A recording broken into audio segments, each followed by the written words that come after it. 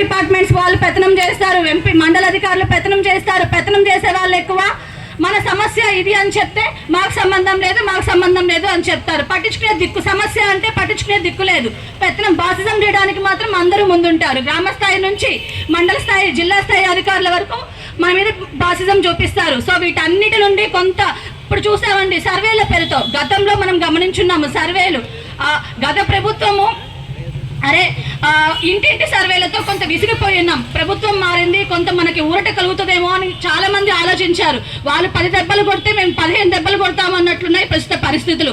So ఖచ్చితంగా మనము దీన్ని ఇలాగే చూసుకుంటూ పోతే అవి పోను పెరుగుతూ పోతాయి తప్పితే సమస్యలు తీయడం అంటూ ఉండదండి. దీనికి మొదటిగా మనం చేయాల్సింది, మనం ముందుగా మన ఐక్యతను చాటి చెప్పాల్సిన అవసరం ఎంతైనా ఉంది. సో గ్రామ సర్వేల అసోసియేషన్ తరఫున మధుబాబు గారు తీసుకున్న ఈ ఇనిషియేషన్కి నేను నిజంగా చాలా గర్వపడుతున్నానండి. 1 రోజు కాదు, 2 రోజులు కాదు, 3 రోజులు. సో చాలా సంఘాలను చూశానండి. 1 రోజుతో ధర్నా చౌక్ వస్తారు, 1 రోజు ధర్నా కార్యక్రమం చేపడతారు, వెళ్ళిపోతారు. 3 రోజులు కంటిన్యూస్గా నిర్విరామంగా ఈ ప్రోగ్రామ్ ముందుకు తీసుకెళ్తున్నారు అంటే నిజంగా ఇది చాలా అభినందనీయం.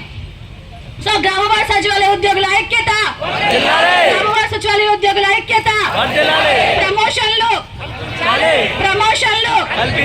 మల్టిపుల్ బాసిజం,